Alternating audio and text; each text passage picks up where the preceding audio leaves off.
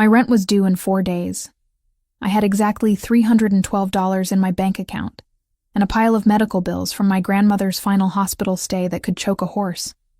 The translation work had dried up this month, which meant I was back to relying on the one thing that kept me sane and occasionally solvent: singing at Cafe Napoli in Boston's North End.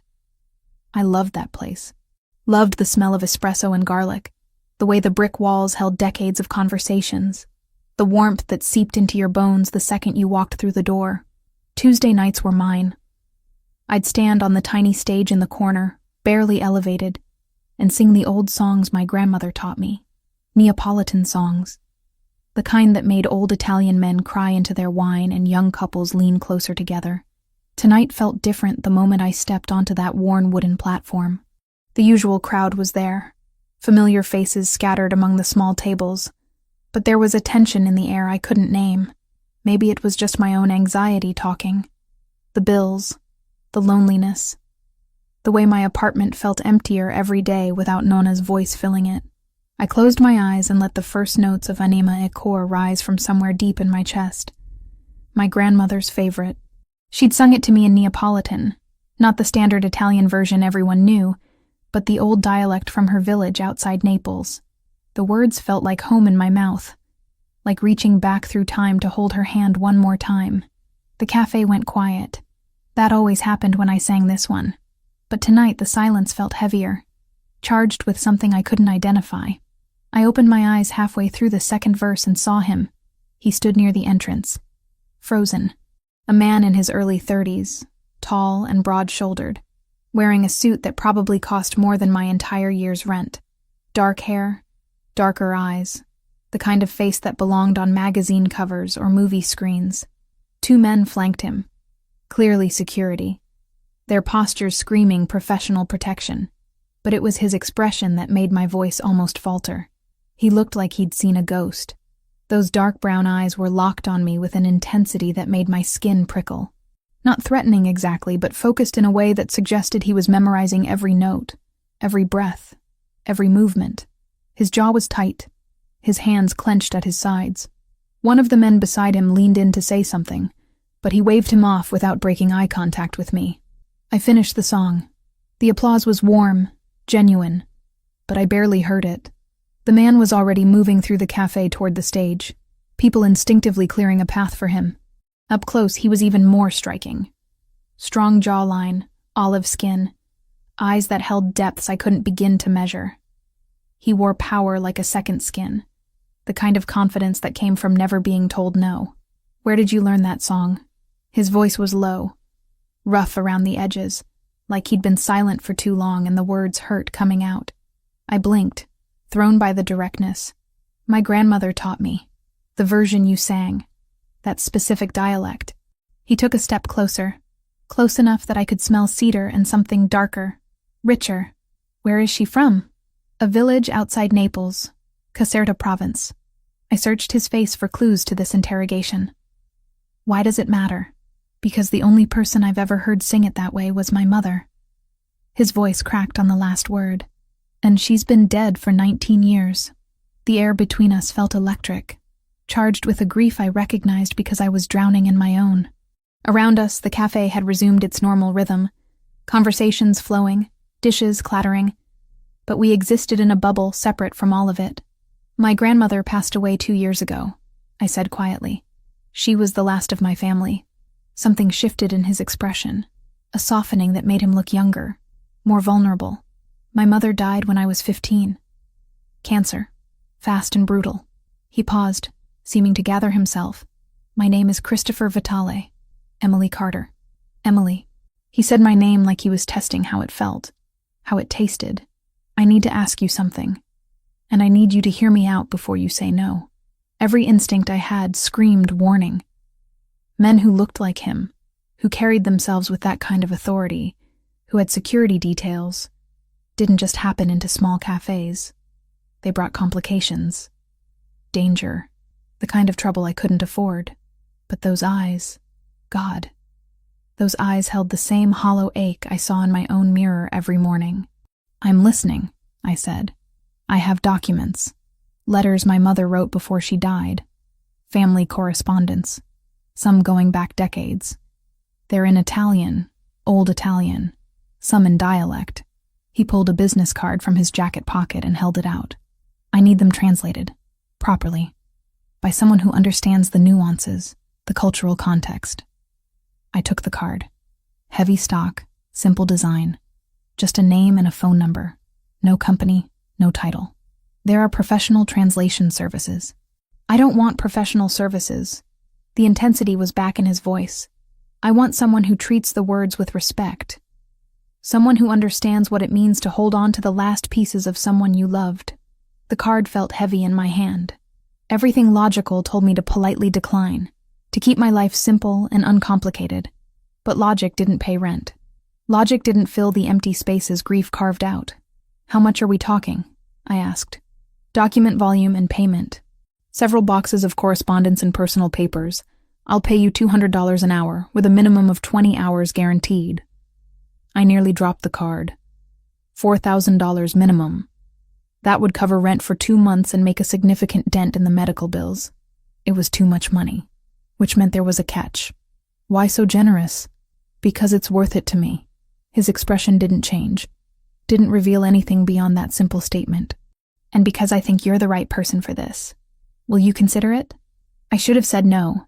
Should have handed back the card and walked away from whatever complication he represented. Instead, I heard myself say, "When would you need me to start?" "Tomorrow, if possible.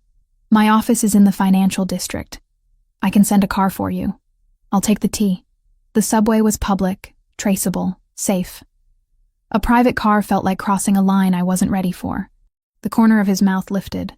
Not quite a smile, but close. Fair enough. Is 10 in the morning acceptable? Yes. He produced his phone. Typed something quickly. I just sent you the address. Come to the main entrance. Tell security you're expected. My phone buzzed in my pocket. I didn't check it. Didn't want to break whatever strange spell this conversation existed under. I'll be there, I said. Christopher held my gaze for another long moment, and I felt that connection again. That recognition of shared grief and loneliness. Then he nodded once, turned, and walked out of the cafe with his security detail trailing behind. I stood there on my little stage, holding a business card that weighed more than paper should, and wondered what I'd just agreed to. Cafe Napoli resumed its normal chaos around me, but everything felt different now. Changed. Like a door had opened somewhere in my life, and I couldn't see yet whether it led to salvation or disaster. $4,000 minimum. My grandmother's dialect spoken by a stranger's dead mother. Dark eyes that saw too much and promised nothing. I tucked the card into my pocket and tried to ignore the feeling that I'd just stepped off a cliff without checking if there was ground below. Christopher's office wasn't what I expected. I'd imagined something cold and corporate, all glass and steel, but instead I found myself in a converted brownstone that managed to feel both historic and modern. Wood paneling, leather furniture, bookshelves filled with actual books instead of decorative nonsense. The receptionist led me to a second-floor room that had clearly been designed as a library. 3 archival boxes sat on a mahogany table. Christopher stood by the window, looking out at the street below. He turned when I entered, and that intensity from last night was still there, maybe even stronger in the daylight. "Thank you for coming," he said. "Coffee? Water?" Coffee would be great. He made it himself from a setup in the corner. Proper espresso from a machine that probably cost more than my car. When he handed me the cup, our fingers brushed, and I felt that same electric awareness from the cafe. "These are my mother's letters," he said, gesturing to the boxes. Correspondence with family back in Italy, personal journals, notes she made about recipes and family history. Some are typed, most are handwritten. Her penmanship was better than most people's typing. I set down my cup and opened the first box. The smell hit me immediately. Old paper, faded ink, the particular mustiness of documents preserved with care, letters tied with ribbon, journals with leather covers worn soft by handling, photographs tucked between pages. "She was beautiful," I said, looking at a photo of a dark-haired woman with Christopher's eyes, laughing at something beyond the camera's frame. "She was everything." His voice went rough again. "Take your time with them. There's no rush, but there was. I could feel it in the way he looked at those boxes, like they held answers to questions he'd been asking for 14 years. I pulled out the first letter, dated from 30 years ago, and began to read. Maria Vitale's handwriting was elegant, flowing, full of personality. She wrote to her sister about life in America, about her young son, about the man she'd married. The affection in every word made my chest tight. "Your mother loved words," I said. "The way she describes things, it's almost poetic." Christopher moved closer, reading over my shoulder. "Read it to me? In English, but read it the way she would have said it." So I did. I translated aloud, trying to capture not just the words but the warmth, the humor, the fierce love that radiated from every sentence. Christopher stood perfectly still, barely breathing, and when I finished, he turned away quickly, but not before I saw the shine in his eyes. "Thank you," he said, his back still to me. "That's exactly what I needed." We fell into a rhythm. I'd read through letters, taking notes, occasionally translating passages aloud when something particularly moving or significant appeared. Christopher would sit nearby, sometimes at the table, sometimes in one of the leather chairs, just listening. The silence between us felt comfortable, like we'd known each other longer than 18 hours. Around noon, he ordered lunch from somewhere local. Real food, not corporate catering nonsense. We ate and talked, conversation drifting from translation work to music to the slow process of grief that never really ends, just changes shape. "My grandmother raised me," I told him. "My parents died in a car accident when I was 7. She gave up everything to take me in. Never complained once about the life she lost. I owed her everything. Medical bills," he said. It wasn't a question. "Pancreatic cancer. Fast and brutal, like your mother. By the time they found it, treatment was just buying time." I pushed pasta around my plate. "I'd sell everything I owned to hear her voice one more time.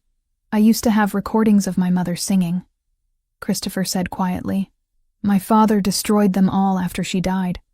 Said keeping them made it harder to move forward. That's cruel. He was a complicated man. Dead now, too. Heart attack when I was 17. I'm sorry. Don't be. We weren't close." He set down his fork, his expression closing off. "Tell me about your grandmother's village, the one in Caserta." We talked for another hour about southern Italy, about the old ways that were disappearing, about language and culture, and the weight of carrying traditions forward when you're the last one left. Christopher knew more about Italian regional history than I expected, spoke about it with a passion that made me curious about his connection to it all. When I returned to the letters that afternoon, I found the one that changed everything. It was tucked near the bottom of the second box, older than most of the others, the paper more fragile. Maria's handwriting looked younger here, less assured. I read through it once silently, my Italian decent enough to catch the general meaning, then read it again more carefully. My hands started shaking.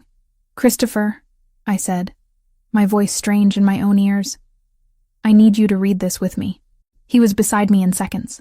"What is it?" "Your mother wrote this to someone named Julia. A cousin, I think. It's dated about 40 years ago, before you were born."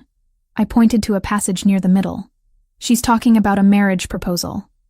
Someone from Calabria, representing a powerful family there. She refused." "Calabria," his jaw tightened. "The 'Ndrangheta." The word hung between us, heavy with implications I was only beginning to understand. I'd heard of the 'Ndrangheta, of course. Calabrian organized crime, one of the most powerful criminal organizations in Europe. But hearing Christopher say it like that, with that particular edge to his voice, made connections form in my mind that I didn't want to acknowledge. "She says the family was angry about the refusal," I continued translating, forcing myself to focus on the words, "that they viewed it as an insult. She writes that she's afraid they won't forget, that they might come after her husband's family, after their business interests." Christopher took the letter from my hands, reading it himself. His Italian was clearly fluent, his eyes moving quickly over the text. When he looked up, his expression was harder than I'd seen it, all the softness from earlier conversation gone. "She mentions a traitor," he said. Someone close to the family who might be sympathetic to the Calabrians. Someone with blood ties. I found the passage he meant. Il traditore di sangue. The traitor of blood. Did she name them? I scanned the rest of the letter carefully. No. Or if she did, that page is missing. Look, the next letter is dated 3 months later. Whatever she wrote in between is gone. Christopher stood abruptly, pacing to the window. His shoulders were rigid, his hands clenched. I watched him process this information, saw the way his whole demeanor shifted into something more dangerous, more controlled. This matters, I said carefully. This isn't just family history. No. He turned back to me. Emily, I need to be honest with you about something. The work I do, the business I'm involved in, it's not entirely conventional. I gathered that from the security detail and the vague business card. A flicker of something, maybe amusement, crossed his face. You're observant. I'm not stupid. You want to tell me what's really going on? Not yet. He came back to the table, his focus entirely on me. But I need you to keep translating. All of it. Every letter, every journal entry, every scrap of paper in these boxes. Can you do that? You think there's more about this traitor, about the 'Ndrangheta? I know there is. My mother was careful, deliberate. If she wrote about this once, she documented more. She always said the truth had to be preserved, even when it was dangerous. I should have walked away. Should have recognized the warning signs, the danger implicit in every word he wasn't saying. But I looked at those letters, at Maria's elegant handwriting, at the careful way she'd preserved her truth, and I thought about my grandmother, about the stories she'd made sure I knew, about the importance of remembering. I'll do it, I said, but I want the truth eventually. All of it. You'll have it. Christopher held my gaze. I promise you that. He pulled out his phone, made a call in rapid Italian that I only partially followed. Something about security, about investigations, about being discreet. When he hung up, his expression had shifted again, back to something gentler. I'm having someone watch your apartment, he said. Just a precaution. You think I'm in danger from a 40-year-old letter? I think information is power, and you now have information that certain people would rather stayed buried. He pulled out his wallet, extracted a business card different from the first. This one had more details. This number reaches me directly, day or night. If anything feels wrong, anything at all, you call me immediately. I took the card, this time fully aware I was stepping deeper into whatever complicated world Christopher inhabited. Okay. I mean it, Emily. Don't hesitate. I won't. We spent another 2 hours going through letters, but the easy companionship from earlier had shifted into something more charged, more aware. Every accidental touch felt significant. Every shared glance held weight.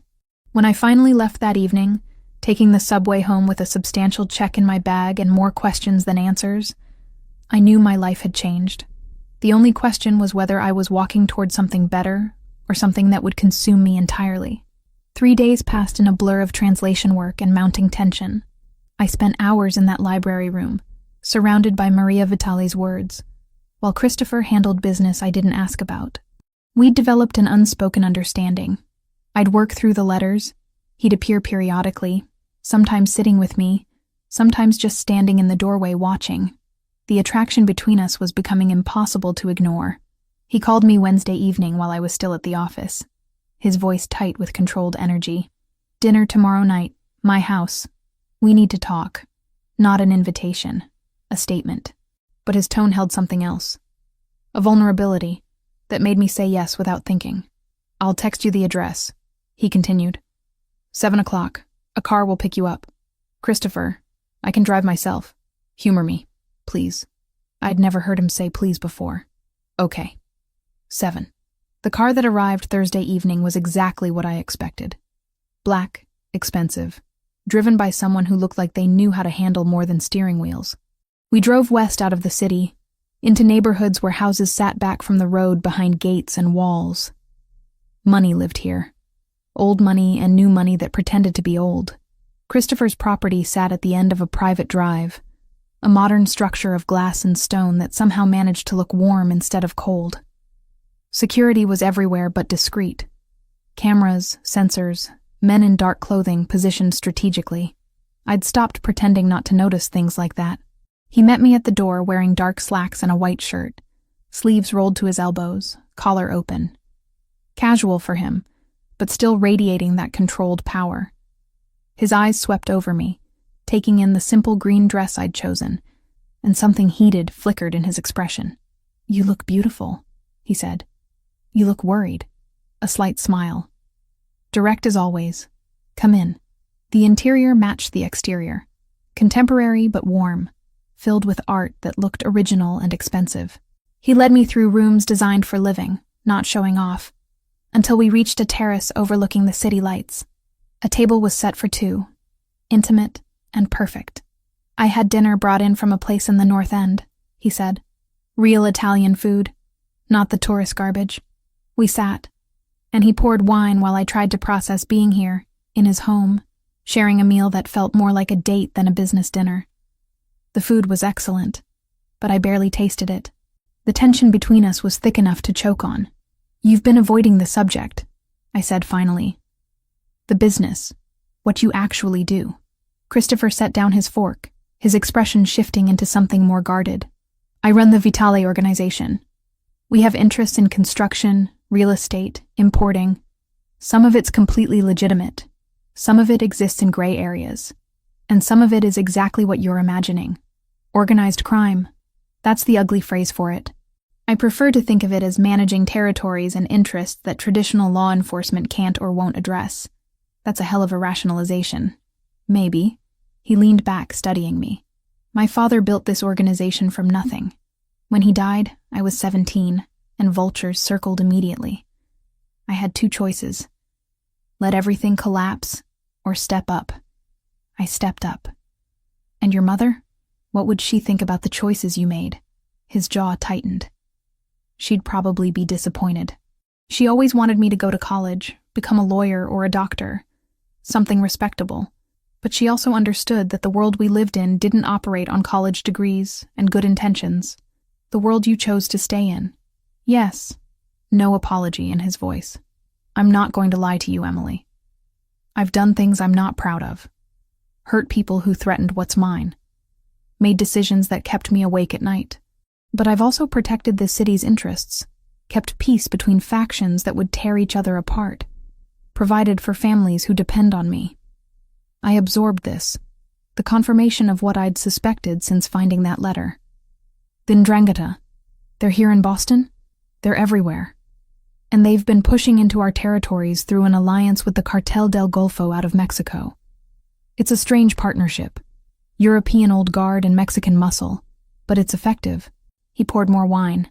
"That letter you found, about my mother refusing the marriage proposal, that refusal created a blood insult. In their world, in this world, insults like that don't expire. You think they're coming after you now?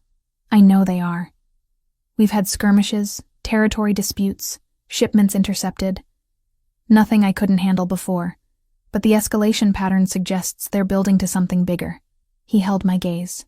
"That traitor my mother mentioned? I think they got their inside connection eventually. Someone close to me who's been feeding them information." My stomach dropped. "That's why you need the letters translated. You're looking for clues about who it might be." "Yes." My mother was careful, observant. If she suspected someone specific, if she had concerns about anyone in my father's organization, she would have documented it. Those letters are the only record left. My father destroyed everything else. Why would he do that? Because he was paranoid and broken after she died. He convinced himself that her concerns, her warnings, had somehow caused her cancer. Magical thinking born from grief. Christopher's voice went rough. I barely remember those last few years with him. He was physically present but emotionally gone. We sat in silence for a moment, the city lights spreading below us like scattered diamonds.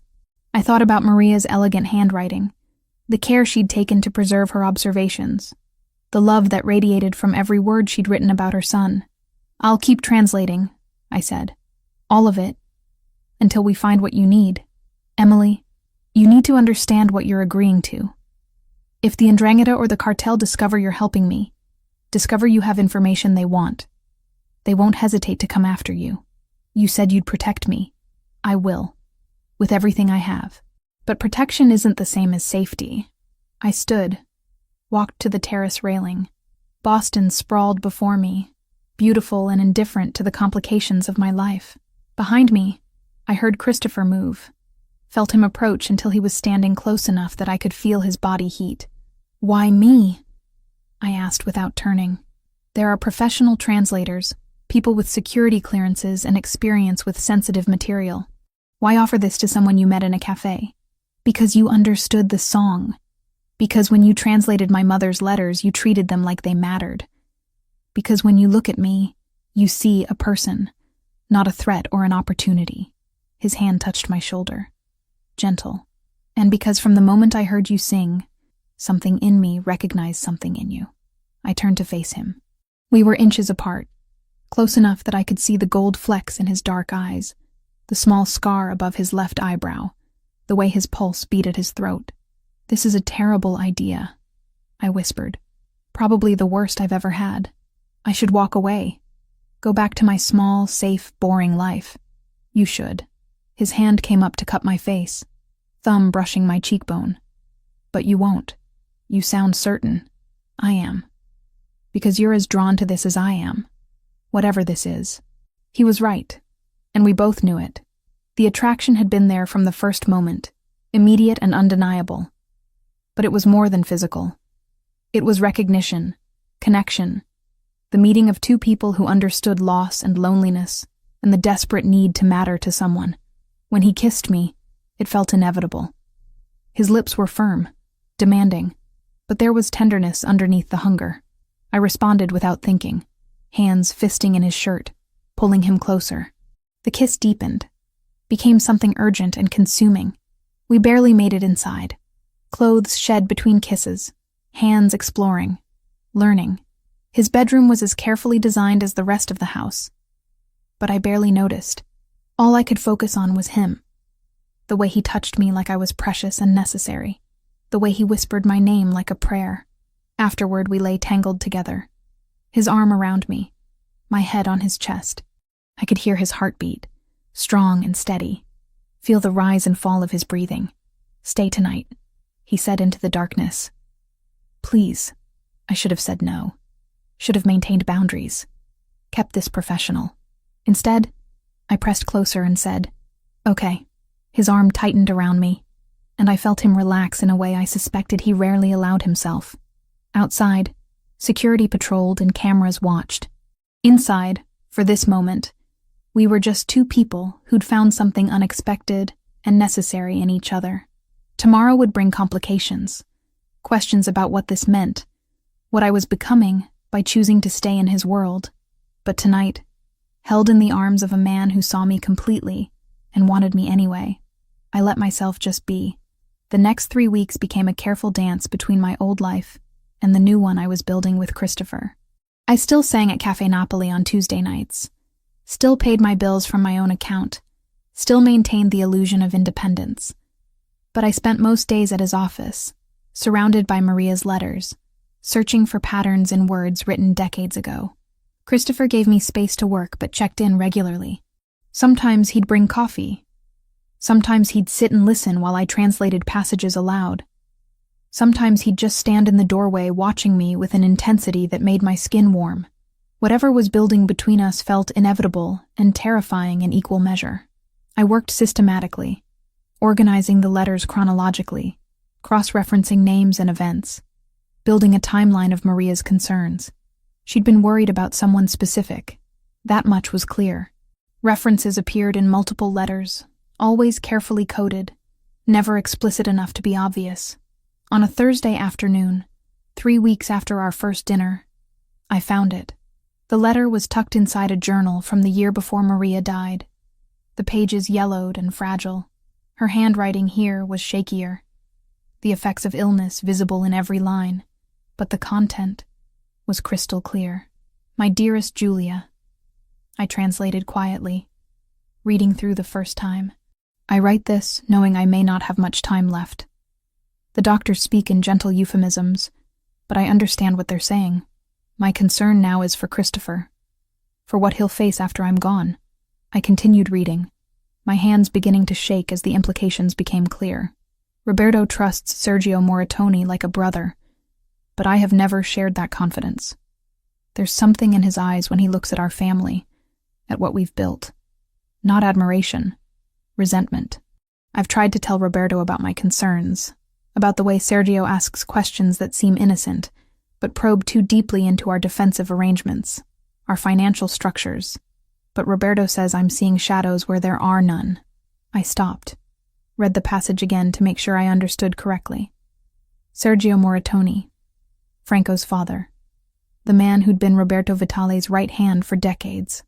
I discovered something last month that confirmed my fears. The letter continued. Sergio's mother was from Calabria, from a village with known connections to the 'Ndrangheta. He's hidden this connection, claimed his mother was from Sicily instead.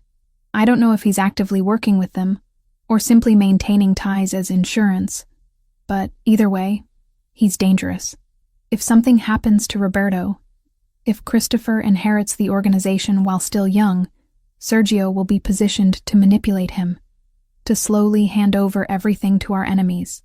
The letter went on, detailing specific concerns, dates when Sergio had acted suspiciously, conversations Maria had overheard.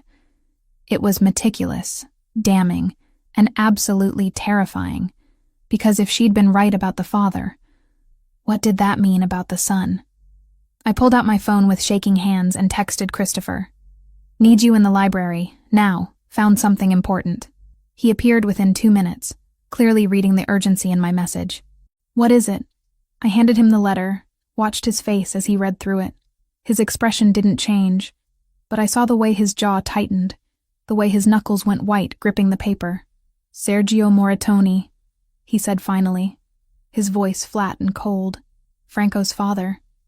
He died 8 years ago. Heart attack. Or what was made to look like one.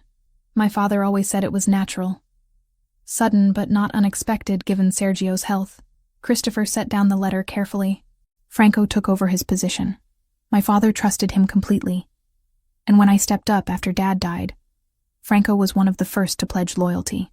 And you believed him because his father had been loyal to yours. Because he grew up with me. We trained together. Learned the business together. He's the closest thing I have to a brother. Christopher's voice cracked slightly on the last word. Are you telling me he's been working with the 'Ndrangheta this entire time? I'm telling you what your mother believed about his father. Whether that extended to Franco, whether he's continued any relationship with Calabrian interests, that's something we need to find out. Christopher pulled out his phone, made a call. His Italian was too rapid for me to follow completely, but I caught enough. Surveillance, background checks, financial audits, discreet inquiries. He was thorough, methodical, and absolutely ruthless. When he hung up, he looked at me with an expression that made my heart ache. Betrayal and anger and grief, all mixed together. I need you to keep going through the letters, he said. If my mother documented this much about Sergio, she might have written more about Franco. He would have been in his 20s then, already involved in the organization. Christopher, if Franco finds out you're investigating him, he won't. Not until I have proof. He came closer, cupped my face in his hands. Thank you for finding this, for treating it with the seriousness it deserves. I'm worried about you. Don't be. I've been handling threats since I was 17, but his eyes told a different story. This wasn't just any threat. This was personal. I spent the next week going through every remaining letter with even more care, looking for any mention of Franco Moratoni. I found 3 references, all in letters from Maria's last months. Observations about the young man's behavior, questions about his loyalty, concerns that he seemed more interested in power structures than in actual family loyalty. He watches Christopher with calculation, Maria wrote in one letter. Not the way a friend watches a friend, but the way a predator watches prey. I pray I'm wrong. I pray the sickness has made me paranoid and suspicious. But I can't shake the feeling that Franco Moratoni will one day be the greatest threat my son faces. I showed Christopher each letter as I found them. Watched him process his mother's warnings, the implications of having been so close to someone who might have been plotting against him for years. The investigation he'd ordered came back on a Friday morning. I was in the library when he arrived, his expression grim. "They found it," he said, without preamble. Franco's been communicating with 'Ndrangheta contacts through encrypted channels. Financial records show money moving through shell companies with Calabrian connections, and surveillance caught him meeting with a known Cartel del Golfo lieutenant last week. I stood, went to him. "I'm sorry. So am I." He pulled me close, held tight. "My mother knew. She tried to warn my father, and he didn't listen. If he had, maybe none of this would have happened.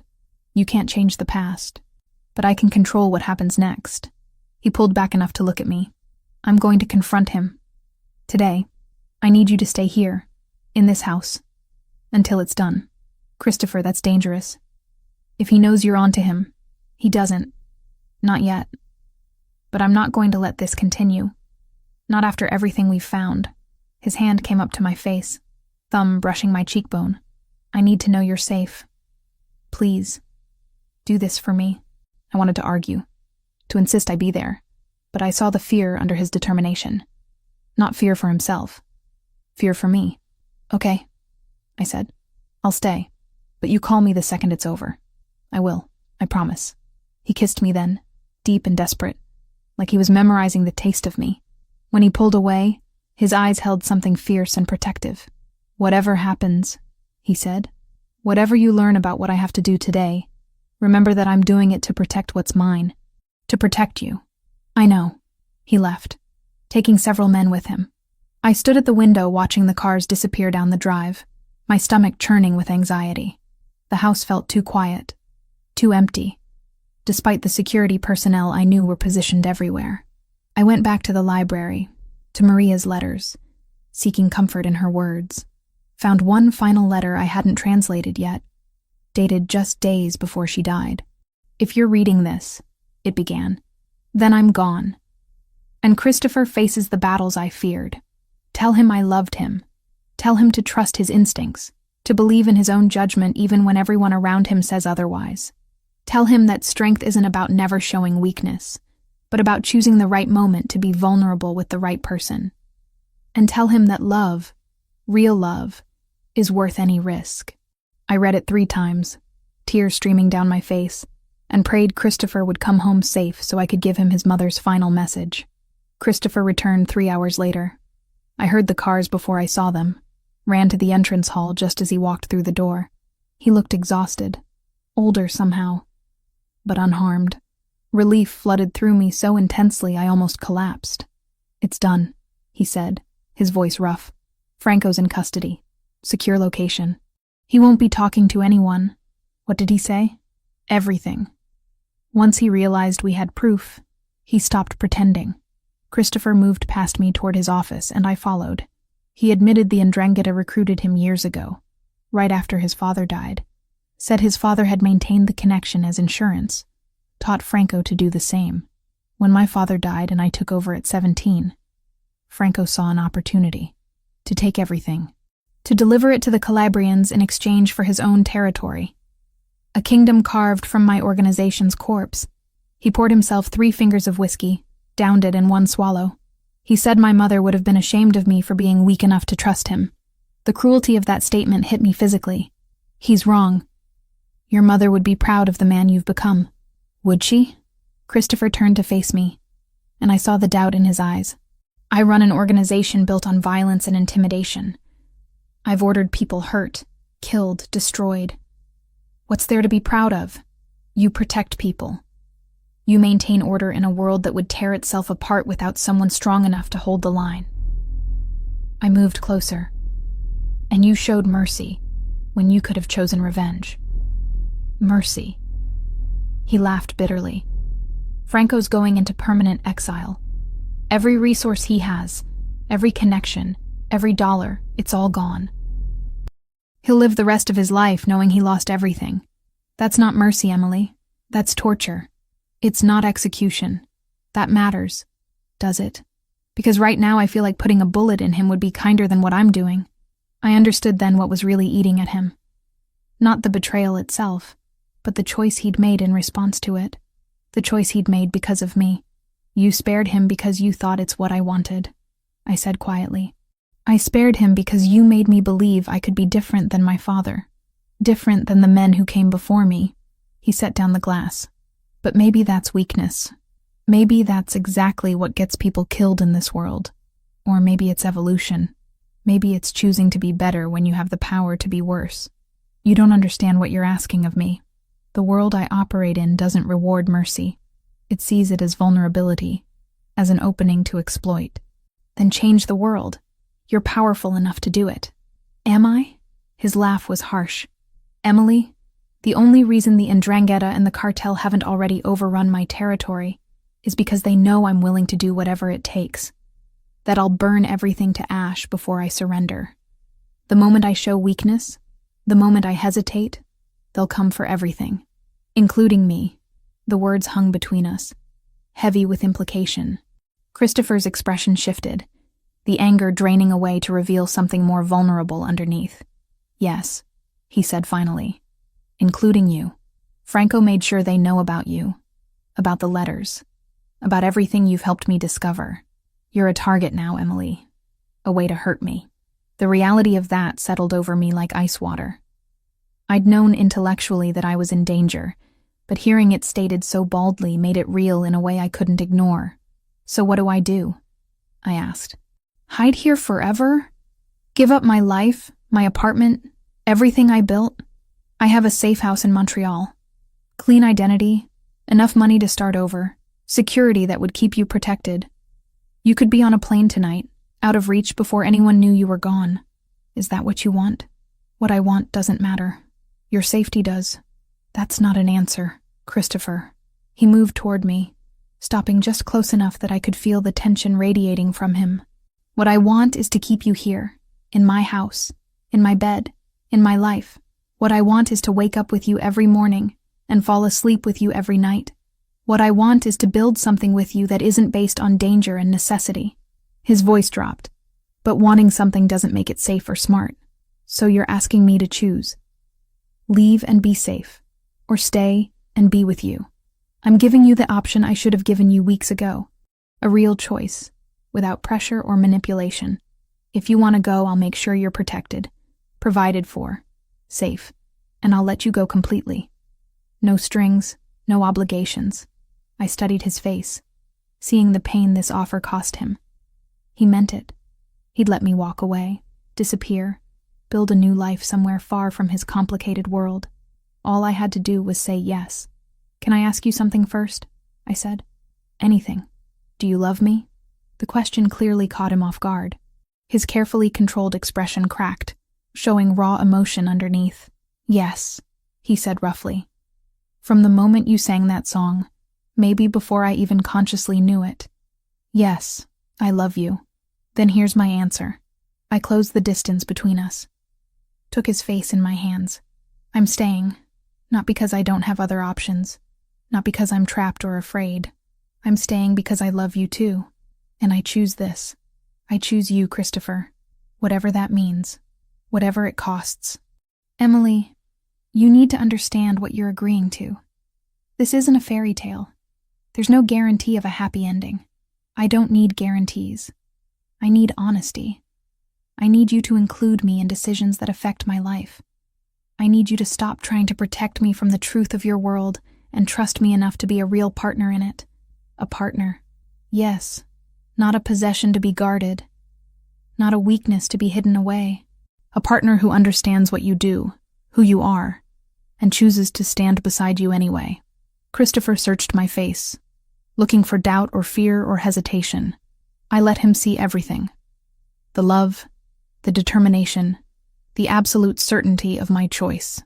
If you stay, he said carefully, everything changes.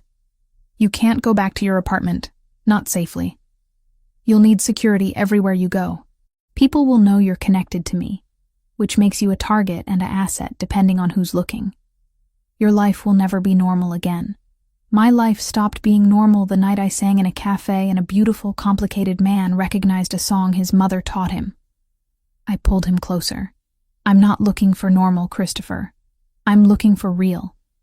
And this, what we have, this is more real than anything I've ever felt. He kissed me then. desperate and grateful and full of promises neither of us could be sure we'd keep. When we broke apart, I saw something new in his eyes. Not just love or desire, but respect, trust, partners, he said, like he was testing how the word felt. Partners. Then there's something you should know about Franco's punishment. He pulled back slightly, his expression becoming more serious. I chose exile instead of execution because you're right. I can choose to be different. But I also chose it because I wanted you to see that your influence matters, that you can help me build something better than what came before. That was selfish of me. Why selfish? Because I'm using you as an excuse to be the man I want to be instead of the man I'm expected to be. That's not fair to you. What if I want to be that excuse? What if I want to help you become someone your mother would be proud of? He smiled, small and genuine. Then I guess we're partners in revolution as well as everything else.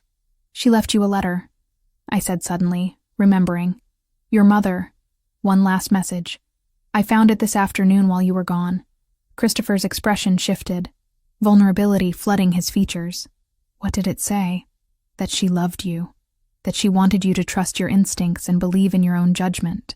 That strength isn't about never showing weakness, but about choosing the right moment to be vulnerable with the right person. I touched his face gently, and that love is worth any risk. His eyes shone with unshed tears. She always knew exactly what to say. She knew you'd face this, all of it, and she believed you'd make the right choices. I hope she's right. She is. Because you're choosing love over fear, partnership over isolation, evolution over tradition. That's brave, Christopher. That's strength. He held me close, and I felt the tension finally drain from his body. Outside, security patrolled and threats waited. Inside, we'd found something worth protecting, worth fighting for, worth the risk of everything. Stay with me tonight, he said against my hair. Tonight and every night after. That's the deal. Best deal I've ever made. We stood there in his office, holding each other as evening turned to night. Two people who'd found something extraordinary in the most unlikely circumstances. The danger wasn't gone. The threats hadn't disappeared, but we'd face them together now, as partners, as equals, as two people who chose love even when safer options existed. And somehow, that made everything else bearable. 4 days passed in careful tension. I moved my essential belongings into Christopher's house, gave up the apartment lease I could barely afford anyway, and started learning the rhythms of life surrounded by security. Christopher worked to consolidate his position after Franco's removal, ensuring loyalty among his remaining people, reinforcing defensive positions. We were careful, cautious, waiting for the inevitable response from the Ndrangheta and their cartel partners. It came on a Tuesday night. I was in the bedroom when I heard the first gunshot. For a second, I thought I'd imagined it, that my paranoia had finally tipped into hallucination. Then the alarm system started screaming, and Christopher was suddenly in the doorway, his face hard with controlled fury. Panic room. Now. He grabbed my arm, pulling me toward the hallway. What's happening?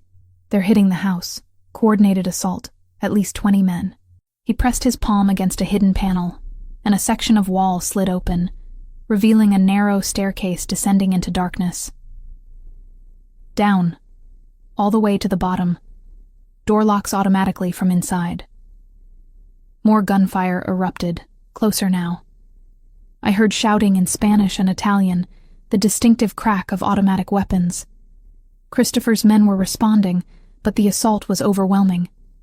Come with me, I said, grabbing his shirt. I need to coordinate the defense. Emily, please. I can't do what I need to do if I'm worrying about you. He was right, and I hated it. I kissed him hard, fast, then started down the stairs. Behind me, the door slid shut with a pneumatic hiss, sealing me in darkness until motion sensor lights flickered on. The panic room was exactly what I expected. Reinforced walls, supplies for days, communication equipment, medical gear. A bunker designed to withstand anything short of a direct missile strike. I found the control panel, activated the security camera feeds, and watched the battle unfold above me. Christopher's property was under full assault. Men in dark tactical gear poured through breaches in the perimeter, met by Christopher's security forces. Muzzle flashes lit the darkness like lightning. Bodies fell on both sides. It was brutal, efficient, and terrifying. I found Christopher on one of the interior cameras, coordinating from his office, phone pressed to his ear while gunfire rattled outside. He looked calm, focused, completely in control. Then I saw him flinch, his free hand going to his left shoulder. Blood spread across his white shirt. "No," I whispered, watching him continue giving orders even as he bled. "No, no, no." He was hit but still fighting, still leading. The realization of what that meant, how close he was to dying while I hid safe below, made something break inside me. I couldn't do this. Couldn't sit here watching while he bled out upstairs. The panic room door was designed to lock from inside for maximum security, but there was an emergency override, hidden behind a panel, meant for situations where someone needed to exit during an active threat. I found the manual, read through the instructions with shaking hands. It took 3 minutes to bypass the electronic lock, 3 minutes of listening to gunfire and watching Christopher grow paler on the security feed. The moment the lock disengaged, I grabbed the medical kit and ran up the stairs.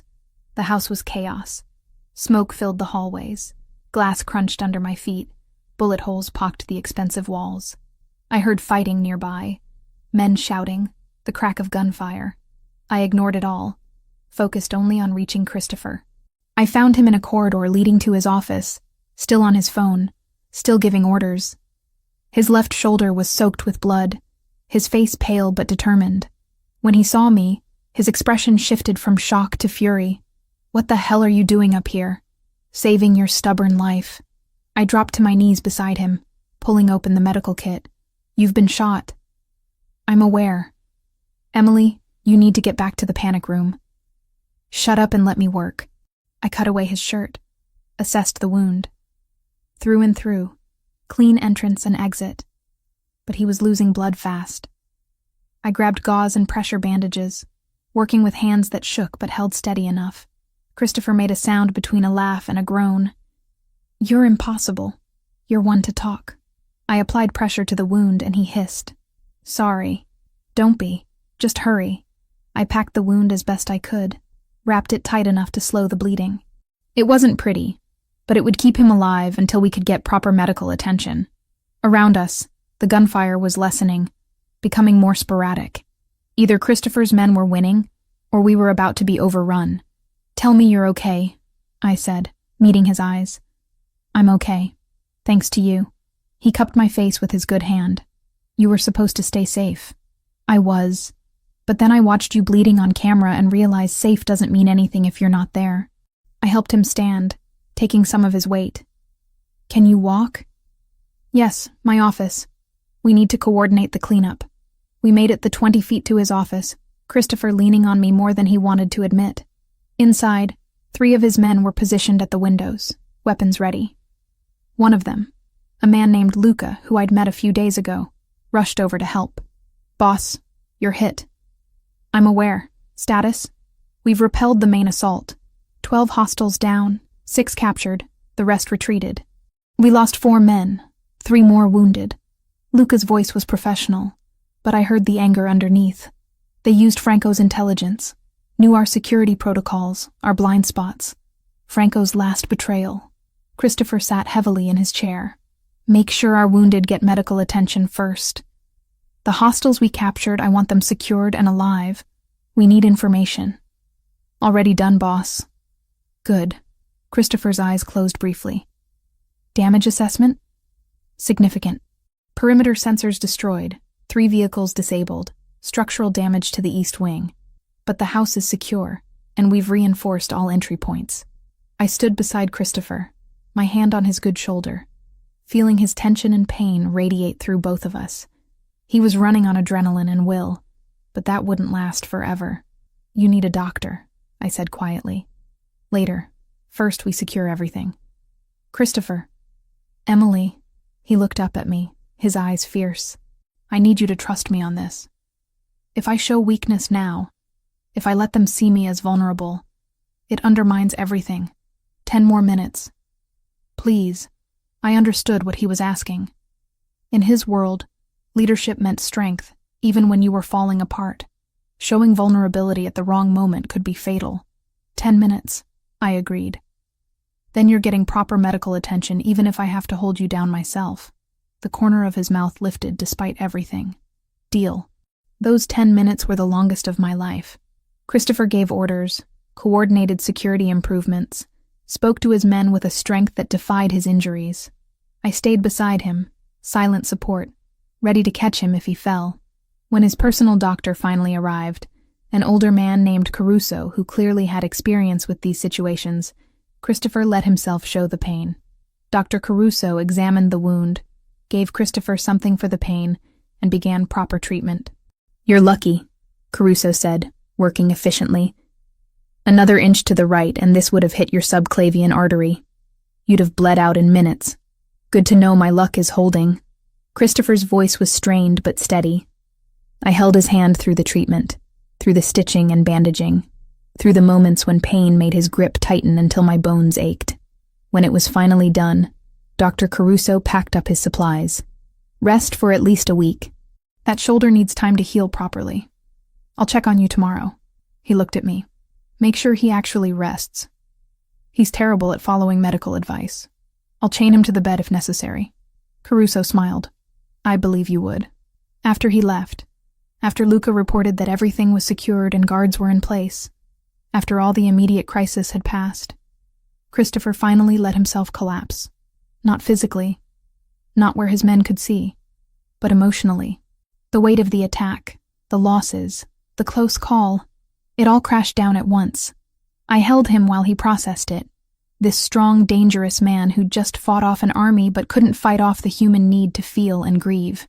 We sat in his office surrounded by the evidence of violence, holding each other while the house settled into wary silence. They'll come again, he said finally. This was just the opening move. I know. You should have stayed in the panic room. You could have been killed. So could you. I made my choice, Christopher. I'm not going to hide while you bleed. I'm starting to understand that. He pulled back enough to look at me, and I saw something new in his expression. Not just love or desire, but genuine partnership. Recognition that I wasn't going to be protected or sheltered, but would stand beside him through whatever came. You're terrifying, you know that? Says the man who just fought off 20 armed men with a gunshot wound. That's different. That's my job. This is mine. Taking care of you. Making sure you survive long enough to build the life you deserve. He kissed me softly, carefully, his good arm pulling me close. Our life. The one we're building together. Yes, our life. Outside, dawn was beginning to break, painting the damaged grounds in shades of gray and gold. We'd survived the first real test, but more would come. The 'Ndrangheta and the cartel wouldn't stop with one failed assault. They'd regroup, plan, come at us from different angles, but we'd face it together, partners in every sense, stronger together than apart. And somehow, despite the violence and danger and uncertainty, that felt like enough. Christopher was a terrible patient. Dr. Caruso had ordered rest, but by the second day, Christopher was back at work, coordinating repairs and reinforcing security from his bedroom when I physically prevented him from going downstairs. By day 3, I'd given up trying to keep him still, and instead focused on making sure he didn't tear his stitches. That's when I realized something had shifted. His men started coming to me with questions, checking in about Christopher's condition, asking if now was a good time to brief him. Luca brought me security reports before taking them to Christopher, letting me filter what needed immediate attention versus what could wait. I'd become a gatekeeper without consciously deciding to be one. You're good at this, Christopher said one afternoon, watching me coordinate with Dr. Caruso about physical therapy, while simultaneously reviewing intelligence reports Luca had dropped off, managing information flow, prioritizing threats, keeping everyone organized. Years of freelance translation work taught me how to juggle competing demands. I set down the reports. How are you feeling? Be honest. Like I got shot 4 days ago. He flexed his shoulder experimentally, winced. But improving. The pain is manageable now. That means the medication is working. Don't push it. Yes, ma'am. The teasing tone was back, which meant he was genuinely feeling better. We need to talk about what comes next. I'd been expecting this conversation. The attack had failed, but it wasn't over. The Ndrangheta and cartel had committed significant resources and lost.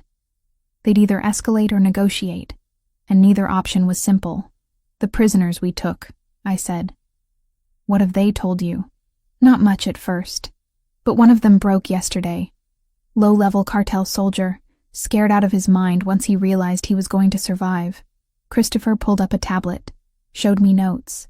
He confirmed the Ndrangheta and Cartel del Golfo are working together, but the relationship is strained. The Calabrians want Boston territory for themselves. The Mexicans want access to East Coast distribution networks. It's an alliance of convenience. Which means it's vulnerable. Potentially. But it also means they're desperate enough to work with people they don't particularly like, which makes them unpredictable. He scrolled through more notes. The soldier said there's talk of a negotiation, a sit-down to discuss terms. They're hurting too. Lost a lot of men in the assault. Spent resources they can't easily replace. Do you trust that? Not even slightly. But I'm willing to hear what they have to say. He set down the tablet. That's where you come in. Me? The meet will likely involve Italian and Spanish speakers. I'll have people there, obviously. But having you as a translator gives us an advantage. You'll pick up on nuances, cultural subtext, things that might get missed otherwise. The idea of sitting at a table with people who just tried to kill us should have terrified me. Instead, I felt a surge of purpose. This was what partnership meant. Not hiding behind Christopher's protection, but using my skills to help him navigate dangerous waters. When? I asked. Tomorrow night. Neutral territory. A restaurant in the theater district that's owned by someone with connections to all sides. Heavy security presence, strict weapons protocol. He studied my face. You don't have to do this. I can bring in a professional translator. No. I want to do this. I need to do this. I met his eyes. They tried to kill us, Christopher. I need to see them, understand them, know what we're up against. He nodded slowly. Then we do it together. The next evening, I dressed carefully. Professional but not submissive. Elegant but not flashy. Christopher wore a dark suit that concealed the bandaging on his shoulder. Moved with only the slightest stiffness to suggest injury. We looked like exactly what we were. People who'd survived an assassination attempt and came back stronger. The restaurant was beautiful in a way that felt deliberately neutral. Italian design, Mexican art, ambiance that could accommodate either culture without favoring one. We were led to a private room in the back where security had already been established. Christopher's men flanked the doors, matching numbers from the other sides. 2 men waited at the table. The first was older, maybe 60, with the weathered face and calculating eyes of someone who'd survived decades in a brutal business. He wore an expensive suit and an expression that gave nothing away. The second was younger, early 40s, built like he spent serious time in a gym, with tattoos visible at his collar and wrists. Christopher Vitale, the older man said in Italian, his accent pure Calabrian. Thank you for agreeing to meet. Giovanni Fontanelli, Christopher replied in the same language. Your reputation precedes you, as does yours. Fontanelli gestured to the younger man. This is Luis Richetti, representing the interests of our Mexican partners. Ms. Carter, Richetti said, his English accented but fluent. We understand you're Christopher's translator. Also his companion. Interesting combination. I'm capable of being both, I said evenly. Clearly. You survived our assault. Impressive. Your assault failed, Christopher said, switching to English for Richetti's benefit. Let's be clear about that before we discuss anything else. You came at us with overwhelming force and were repelled. You lost 12 men. We lost 4. The math isn't in your favor. Fontanelli smiled thinly. Which is why we're here discussing peace, rather than preparing for another assault. We underestimated your defensive capabilities, Christopher. That won't happen again. Is that a threat or an admission? Both. Fontanelli leaned back in his chair. Here's the situation. We want access to Boston's port operations and distribution networks. You want to maintain control of your territory. These goals are mutually exclusive unless we find accommodation. Accommodation implies compromise. What are you offering? Richetti pulled out a tablet, brought up a map of Boston and surrounding areas. We propose a division. North End remains yours, completely. Financial District, yours. West Side territories, shared operations with profit splits. South Boston and dock access. Joint management with oversight committees. I translated the Italian portions for Christopher, as Fontanelli added details, watching both men carefully. Fontanelli was confident, controlled, playing this like a business negotiation. Richetti was harder to read, more aggressive in his body language, but deferring to the older man on strategy. You're asking for a third of my territory and half my port operations, Christopher said. In exchange for what? Not killing me? That's not a deal, that's extortion. In exchange for peace, Fontanelli corrected. And for information about other interested parties. You're not the only one dealing with expansion pressures, Christopher. The Yakuza Yamaguchi-gumi have been making inquiries about East Coast operations. The triads have similar interests. Right now, we're competing with you, but we could be allied against them. That got Christopher's attention. I saw the calculation in his eyes, weighing the threat of known enemies versus unknown ones. Keep talking. They negotiated for 2 hours. Territories, profit percentages, operational protocols, security arrangements. I translated constantly, switching between Italian, Spanish, and English as needed, picking up on subtext and cultural nuances that affected meaning. Fontanelli was a skilled negotiator, never giving ground easily but willing to compromise on details. Richetti was more impatient, more interested in concrete gains than long-term stability. By the end, they'd outlined a framework. Not a complete agreement, but enough to establish temporary peace while details got worked out. Christopher would maintain primary control of Boston, but with carved-out areas where the 'Ndrangheta and cartel could operate. Profit sharing on certain operations, joint security on others, clear boundaries that everyone agreed to respect. There's one more condition, Christopher said as they prepared to finalize the framework. Franco Moratoni remains in exile. He doesn't come back, doesn't get reinstated, doesn't receive any consideration from any party. He's done. Fontanelli and Richetti exchanged glances. Franco was useful, Fontanelli said carefully. Franco was a traitor who played all sides. If you think you can trust him more than I could, you're welcome to try. But not in my city. Not where he can hurt my people again. Agreed, Fontanelli said after a moment. Franco stays gone. They shook hands, all three of them, sealing an agreement built on mutual exhaustion and pragmatic self-interest.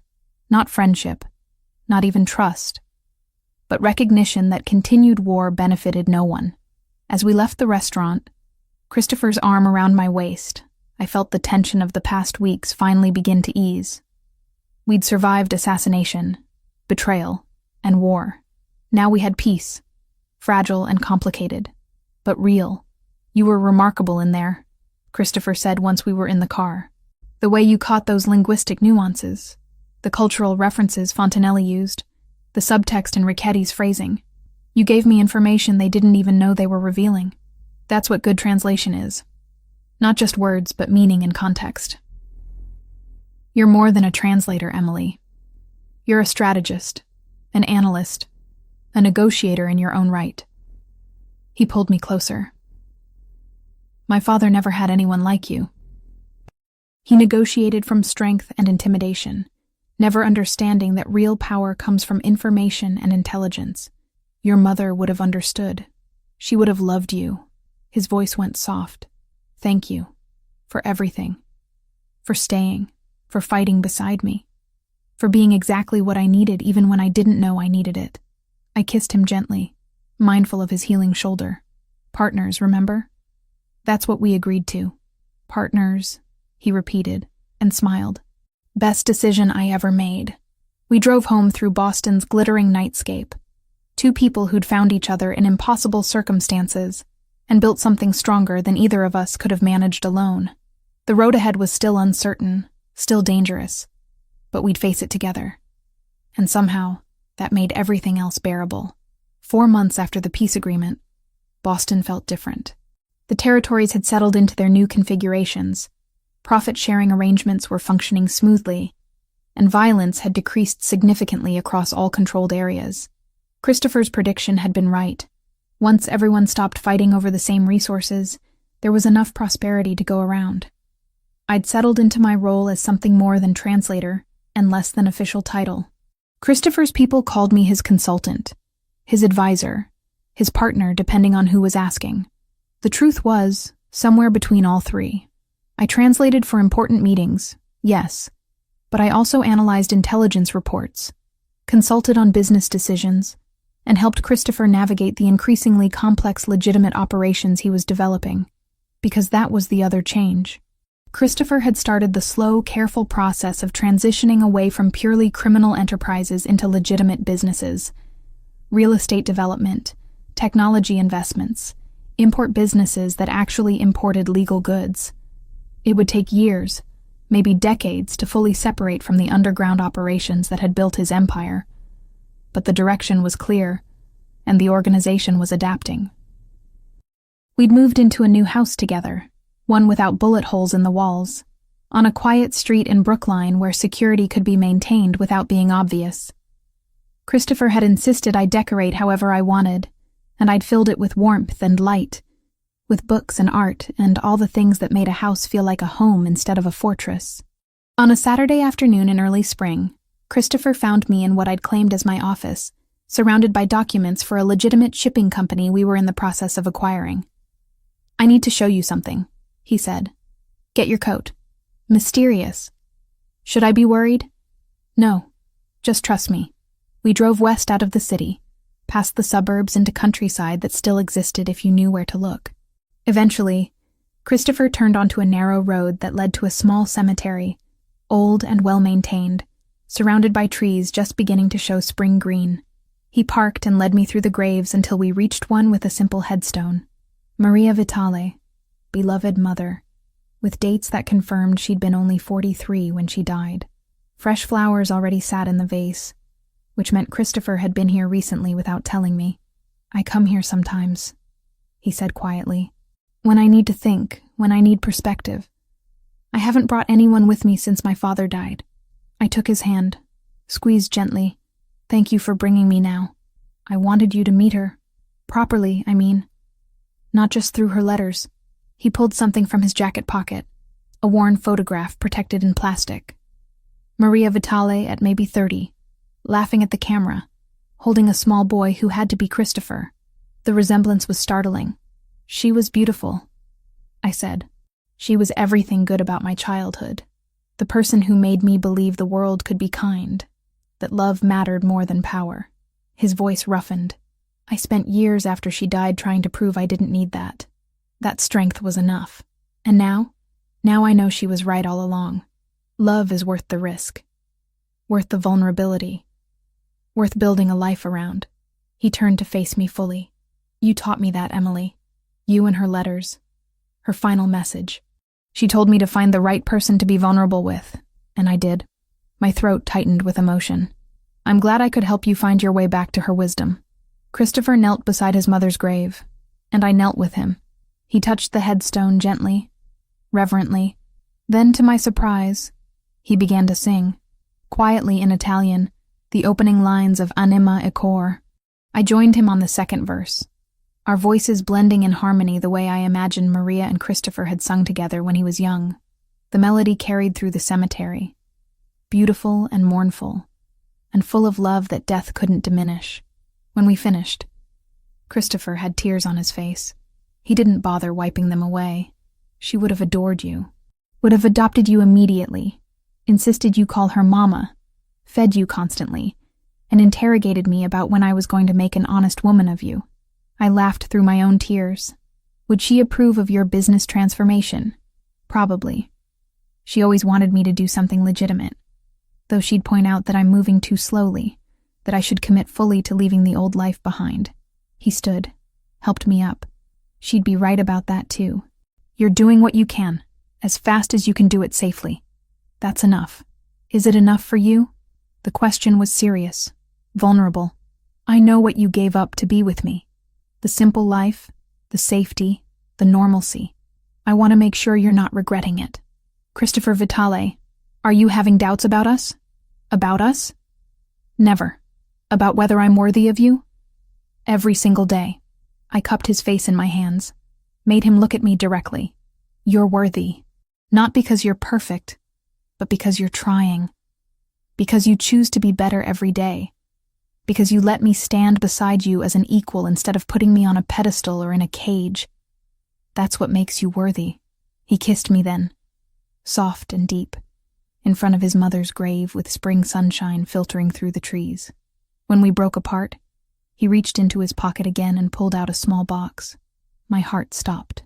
I've been carrying this for a month, he said, opening it to reveal a ring. Simple, elegant, a single diamond set in platinum. Trying to find the right moment, the right words. Trying to figure out how to ask you to permanently tie yourself to a life that's complicated and dangerous, and not what you planned. Christopher. But then I realized I was overthinking it. The right moment is here, with my mother as witness.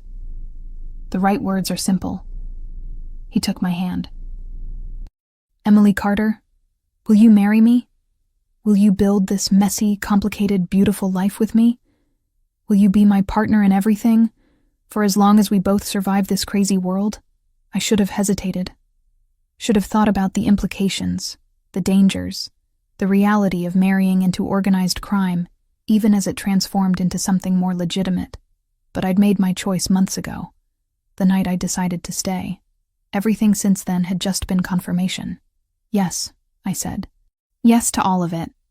The messiness, the complications, the beauty. Yes to building a life with you. He slipped the ring onto my finger and it fit perfectly. Of course it did. Christopher was nothing if not thorough. We stood there holding each other beside Maria's grave, and I felt her presence like a blessing, like approval from beyond death. She would have loved this moment, Christopher said, would have cried and laughed, and immediately started planning the wedding. Then we'll have to plan it in a way that would make her proud. Deal. We visited for another hour, Christopher telling me stories about his mother, about his childhood, about the woman whose letters had brought us together. I told him about my grandmother, about the parallels in their lives, about how two strong Italian women had shaped us into people who could find each other. When we finally left, driving back toward the city as afternoon turned to evening, I felt complete in a way I'd never experienced. Not because I'd found a man to complete me, but because I'd found a partner who made me want to be better, stronger, more fully myself. That night, I sang at Cafe Napoli for the first time in months. Christopher sat in the audience, no longer hidden, no longer separate. When I sang Anima e Cor, I sang it for him, for Maria, for my grandmother, for all the people who'd loved us into existence. Afterward, we walked through the North End hand in hand, security following at a discreet distance. People recognized Christopher, nodded respectfully, called out greetings. Some recognized me too now, the translator who'd become something more, the woman who'd stood beside Christopher Vitale through war and peace. What are you thinking? Christopher asked as we walked. That life is strange. 4 months ago, I was barely making rent and singing in cafes to survive. Now I'm engaged to a man who terrifies half of Boston and makes the other half feel safe. Does that bother you? Not even a little bit. I'm exactly where I'm supposed to be. So am I. He pulled me closer. Thank you for taking a chance on a complicated man with a dangerous life. Thank you for seeing me as more than someone to protect. For letting me be your equal. We reached his car where his driver waited patiently. Before we got in, Christopher turned to me one more time. I love you, Emily Carter. Soon to be Emily Vitale. I love you too. All of you. The dangerous parts and the vulnerable parts and everything in between. We drove home through streets that belong to us now, not through violence or intimidation, but through careful negotiation and hard-won peace. The life we were building wouldn't be conventional. It would be complicated, occasionally dangerous, always interesting, but it would be ours, built on choice and love and partnership that made both of us stronger. And as I looked at the ring on my finger, at the man beside me, At the city lights spreading across the darkness, I knew I'd made the right choice. Not the safe choice, not the expected choice, but the right one. The one that led to home,